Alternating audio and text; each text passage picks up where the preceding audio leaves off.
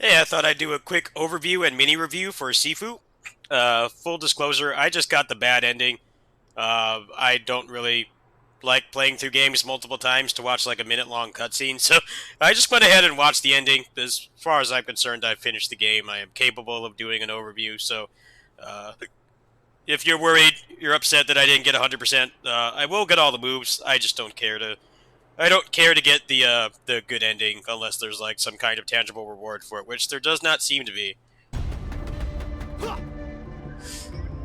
First off, the visual presentation of this game and the soundtrack is great. Really easy on the eyes, very aesthetically pleasing. Okay, so first off, let's go into the training room. I have to warn you, for whatever reason, they decided to make the training room like blood red. It's about as bad as the training mode in the DMC reboot, which was like really blinding white. So if that bothers you, I will be doing some regular gameplay as well, but I'm going to go ahead and explain the mechanics here. Okay, so you have a normal attack button, you have heavy attack, and you have a variety of combos you can unlock.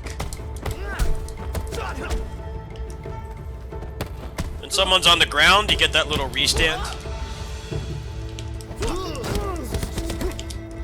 You also have a dodge. If you played God Hand, you'll be actually really used to how the dodge system works in this, although it's a lot more complicated. Basically, if someone attacks you high or mid, you dodge with, you hold L1 and you tap the analog stick down. If someone tries to do a sweep, you do L1 and up, and that will dodge all low attacks. So how this works in terms of actually staggering the enemy, this is something a lot of people are not clear on how it works. So I guess take heed to this. It seems like the hit stun is random. There definitely are times where it is. A lot of the enemies have like arbitrary, like unhealthy amount of hyper armor, but there are ways to pretty much guarantee to stagger pretty much everybody, even though some enemies just kind of straight up break the rules, like the final boss. So let's go ahead and turn his AI on. Okay, so you see right there, he recovered fast. And you see there was a little bit of hit stop there. That means that I dodged the end of his string.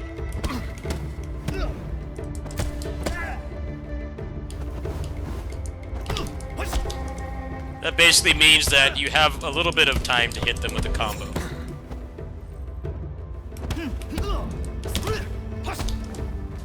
Like that little hit stop there, I dodged his 2-hit string. And then I get some time to basically put hit stun on him.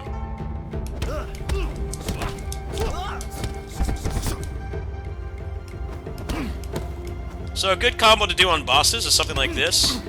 Hold on.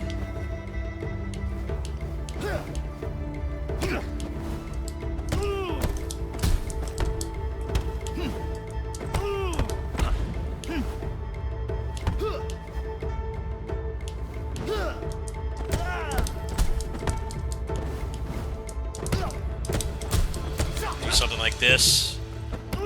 Restand, go into focus, restand them again, and then try to push them away. You can do stuff like that. This isn't really a combo game, but you definitely want to control the enemies when you can.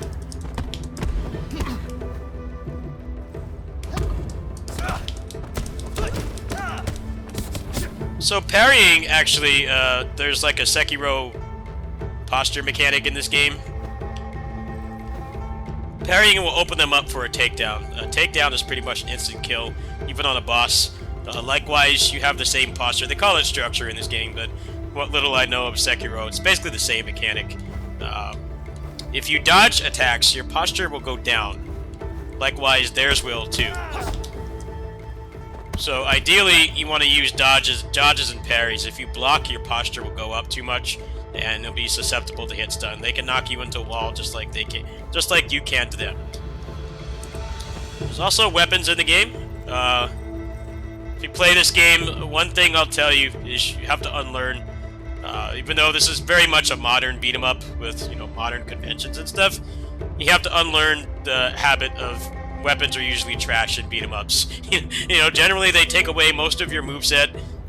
They're slower, they do less damage, you have less options. Here, you definitely do have less options, but blunt weapons like the bow here will actually increase their posture more. They also do a lot of damage as well.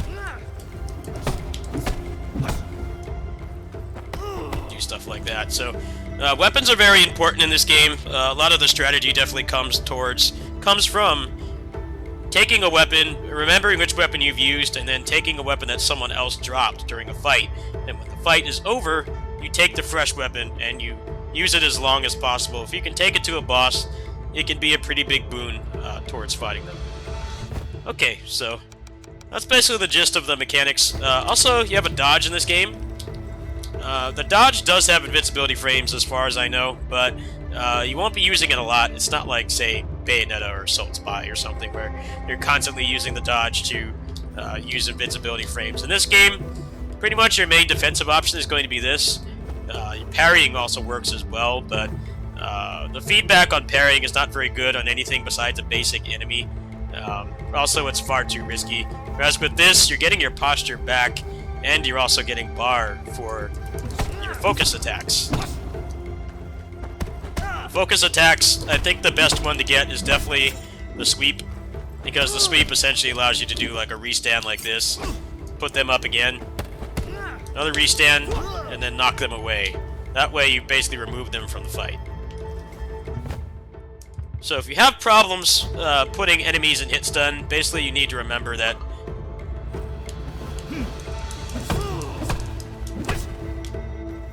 you need to dodge or parry the last part of their string. At that point, you'll see like a short little half second of hit stop.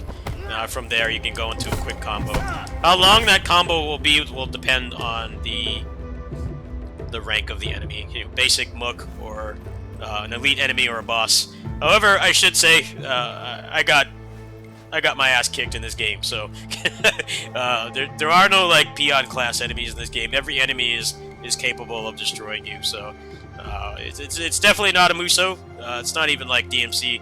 DMC has its fair share of fodder enemies. There basically are no fodder enemies here, so everybody is a threat, but you're as much of a threat to them as they are to you. Anyway, here's the skill tree. The skill tree is basically a bunch of moves. There are no permanent stat upgrades in here. The permanent stat upgrades are actually not permanent, they're only per run. The progression system in this is very weird, it's obtuse, it's confusing.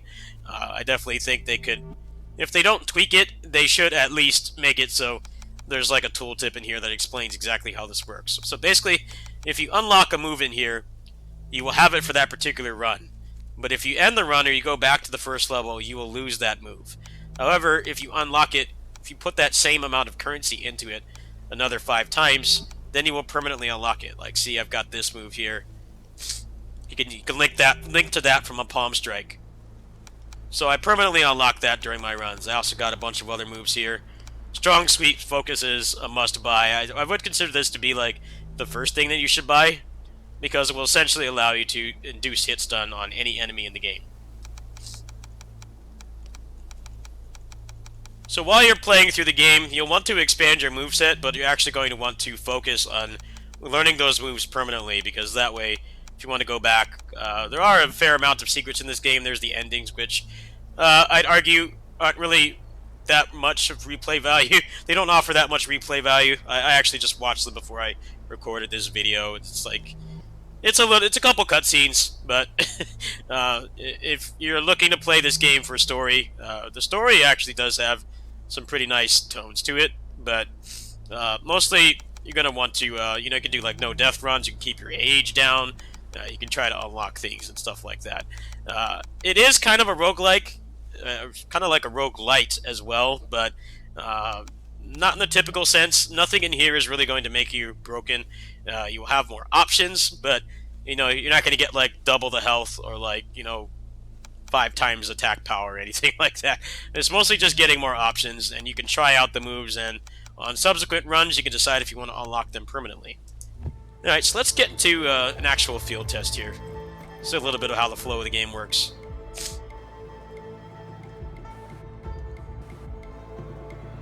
So you'll see in the upper left-hand corner, that is the age. Basically, the character in this game, they have a talisman that will allow them to revive. However, I guess it drains their life force or whatever. So you will keep aging up every time you die up until the age of 75. When you're at the age of 75, you essentially die, the talisman runs out of power, and you have to retry. So a lot of the strategy in this game is trying to get through the first part of the game, like I'd argue under 30. Like as you can see here on the run that I used to finish the game the first time, I got pretty much to the museum at age 27. So I had a lot of time to learn the bosses. If you go back and you clear a level at a younger age, the game will remember your youngest age that you cleared the level at, and you'll always start at that level. So if you care about achievements and stuff, that's also another kind of replay value this game has, but not something that really interests me. You have the option of doing that as well. You can keep your age down. So let's go to the first level. I uploaded some unedited gameplay of this. I'm a lot better at the game now, but I thought I'd show like exactly how these mechanics work with full commentary.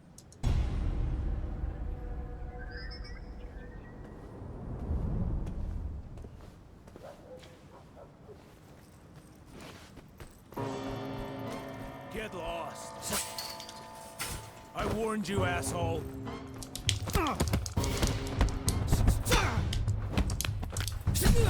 No freaking way!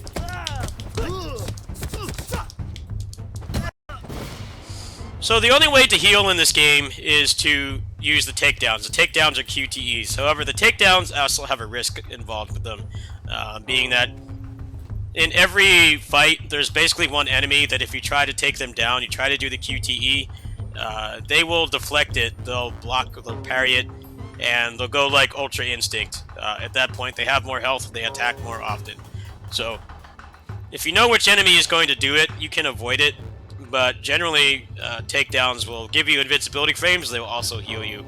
So, you want to use them pretty much as you can. So here's an interesting thing right here. This was actually a shortcut. If I go through here... Hold on. If I go through here, this skips a large chunk of the level, but there are actually shrines that you can find that give you upgrades for that specific run. So, one of the best strategies that I found on the run that I used to finish the game was to go through the first level. If you go through the shortcut, you actually miss one of the shrines. You can get all 3 shrines, and you can kind of focus towards getting a character build going. Now, keep in mind, these are like roguelike bonuses, so they do not stay when you go back to the first level. If you try to reset the run, then you will lose those buffs. So I actually recommend that even after you have been through here and you've gotten the shortcut, I recommend actually going through the whole level and getting all the shrines, because that's going to be a really important part. Because ideally you're going to be using shortcuts to keep your age down and get all the endings and stuff. But on your winning run to initially enable the other endings, you're going to want to get as many buffs as you can.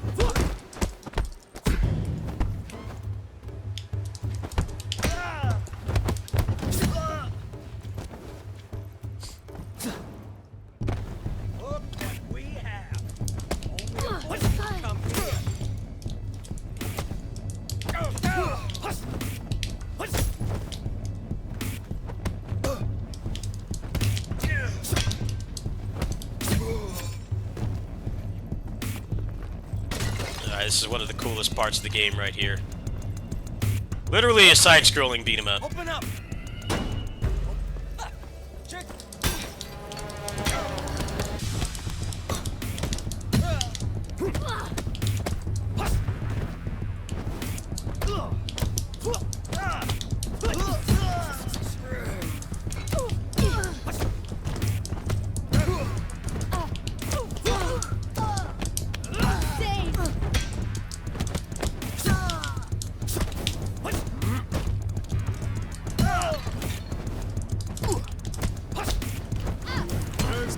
of you.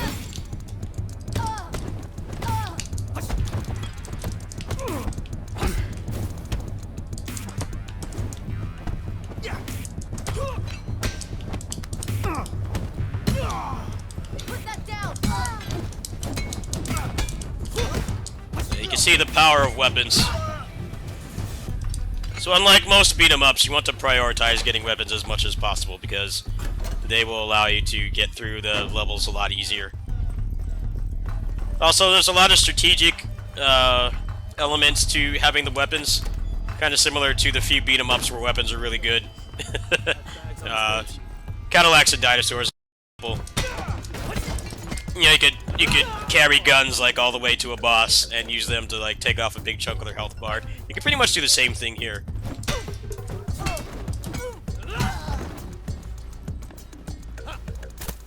Guys, we got company.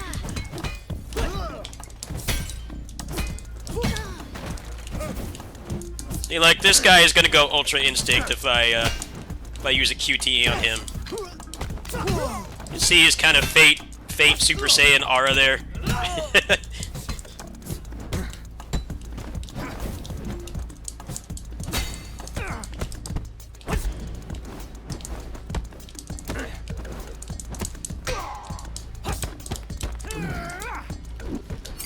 Your time is up now.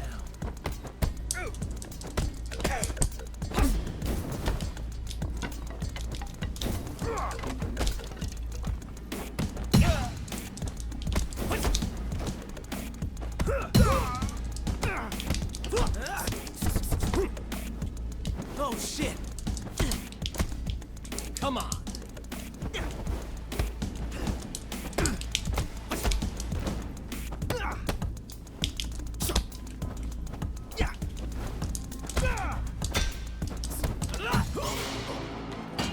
So elites do not have the capability of going Ultra Instinct, so you don't have to worry about having that happen on them. It's always going to be like the lowest class enemies that can go Ultra Instinct like that.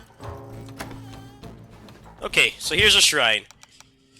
So there are 3 categories of shrines that you can use. There is one for age.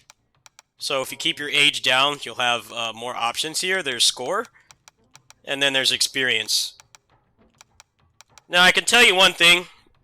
I don't want to spoil exactly why, but there is one reason why you might not want to spec and focus. I don't want to spoil it. It should be pretty obvious, but it depends on what build you kind of want to make. You have a lot of options here. I'd argue health gained on takedown is going to be less useful as you get better at the game, but it is nice sometimes if you can break a lot of their structure and you get a bunch of QTEs. Then you can get a decent amount of your health back, but generally, what I use to finish this game, just from my personal experience, is I upgraded weapon durability, because this is like one of the few beat-em-ups in history where weapons are not terrible. Weapons are a very big blessing in this game. You want to have them on at all times. You always want to make sure that you enter a fight with a fresh weapon, because it's going to make it so that you can at least take out a couple enemies relatively effortlessly. Focus regain on successful avoid or parry. This is very good for bosses because you're going to be dodging and parrying about most of their attacks. Ideally, you're going to be dodging because it's a lot easier. But basically, this will allow you to use the strong sweep. And the sweep will induce hit stun on all of them. So that's what I use to finish the game. Structure regain on successful avoid. That will allow you to block more as well. So if you want to spec into that, that's actually not a bad idea either. Increased impact of parry on opponent structure. I guess if you want to get the alternate ending, that could be pretty good too, but I've never actually used it myself. You can get more focus reserve, which basically means you need to level this up 4 times to get the max, which is 3 bars. You can get weapon proficiency, which improves weapon damage and impact on opponent structure. And then you can lower your death counter, which I find to be not worth it, because ideally you want to keep your death counter down anyway, and you're going to be going through the levels to unlock other things anyway. So that's pretty much my experience. So right now we're going to go for focus regain.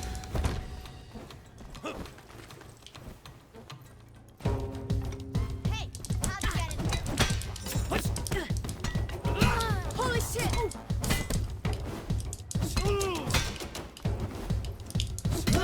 I pity you.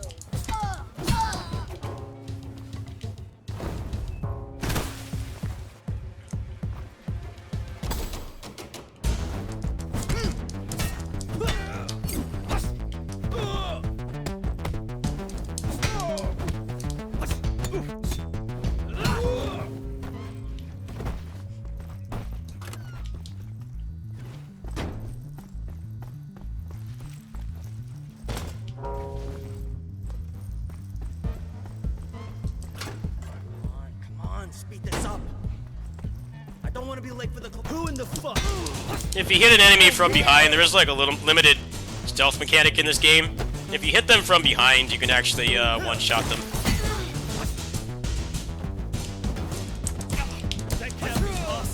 So the angle that you get into a fight can actually matter.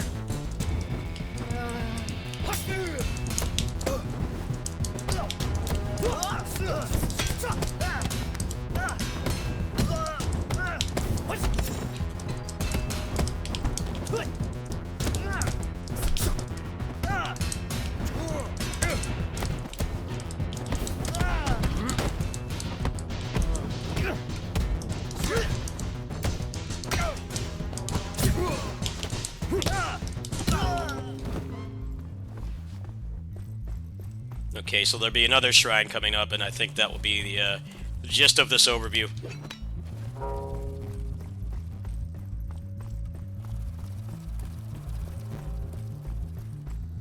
Alright, so there's a fresh weapon here, so whenever you have you see a fresh weapon, you always want to look at fights and see if there is a weapon lying around. Try to remember which one that you did use.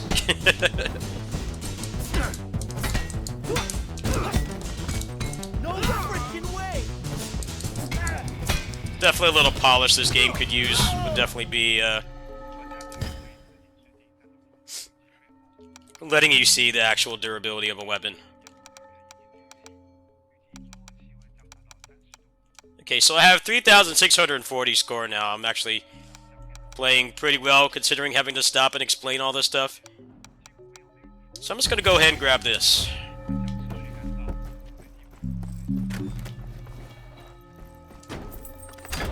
So in that room, you can't see it because I've already unlocked all the shortcuts in the game, but those two guys have a key on them. That door at the beginning that I did not go through, that is actually a shortcut you can use that skips like half the level. Now some levels you could actually hit all the shrines. You can actually hit all the shrines and still use a shortcut. The second level, for example, you can do that on. But on this level you can't, so definitely quite a bit of strategy to how you use the shortcuts.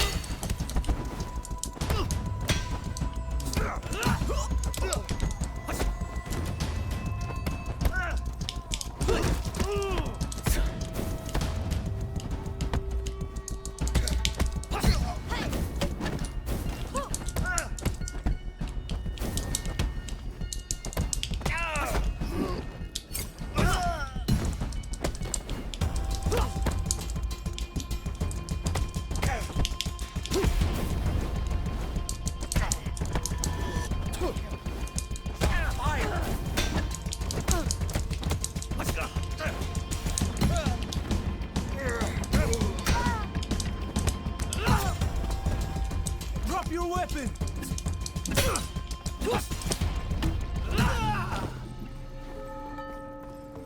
Alright, clean fight. Boss said nobody gets through. Sure. What do you do, fool?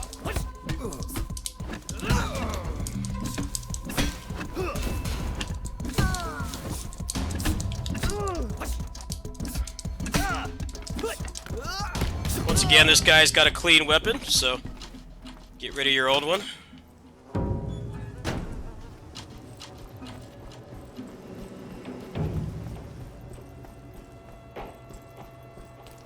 So here's the third shrine. We're gonna go ahead and just get the focus regain.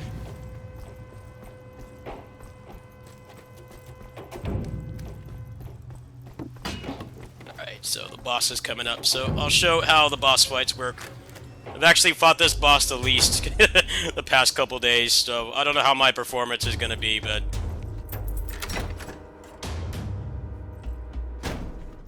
actually did not have access to this room before.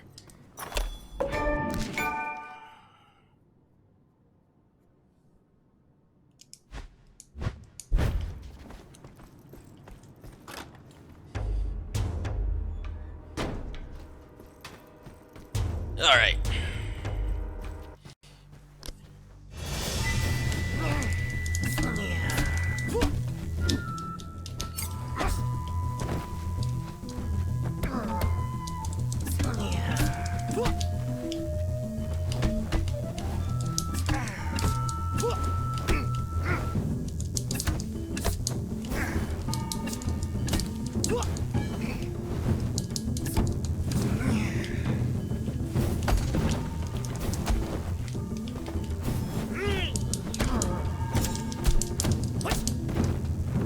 See, like, I dodged his attack there, so I got the guaranteed hit stun.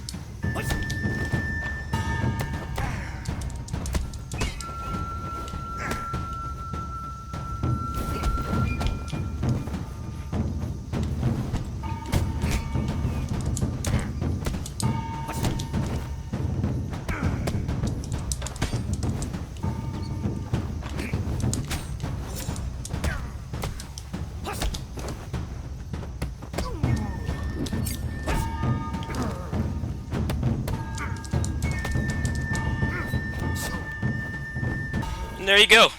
Full age 20 clear of the game, and pretty much all the mechanics work. Hope you enjoyed. The game's definitely got some jank. There's a lot of hyper armor. Some of the attacks are unfair. It can be very hard to tell where to dodge. More specifically, the low attacks are really hard to read. It basically just takes a lot of memorization. There definitely are things they could fix. I think the game is relatively lacking in replay value, unless you just like getting good runs. You like just playing the game well. I think this game is very satisfying to play when you're good at it, but it takes a while to get there, and the game does not make it easy. For one thing, the training room only has just the basic enemy in there. You can't fight any of the elites. You can't refight any of the bosses easily until you get the shortcuts. So the game makes it is quite hard to get good at it. I feel like this is going to be the new gatekeeper game, like Dark Souls, where people tell you you're not a real gamer if you don't beat it. Don't listen to those people. This game is hard by design, but there are some things that make it hard in an artificial or unfun way. I don't want to have too many spoilers, but the last boss circumvents like a huge chunk of the mechanics, and it kind of makes it feel hollow because you spend the whole game, you know, learning how to deal with the enemies and what combos work and stuff when you get them into that guaranteed hit stun state, and then it does not work on them. So those kinds of things particularly bothered me. They did say that they're going to be doing new like free content updates for this, so maybe they'll add like a bloody palace or something. I watched the endings. I won't spoil them. I don't think they're worth the pain. If you want to just beat this game once and then just try to unlock all the moves and improve your score or something, this game is great for that. It's actually quite a short game if you take out all the deaths and resets and stuff, especially with the shortcuts.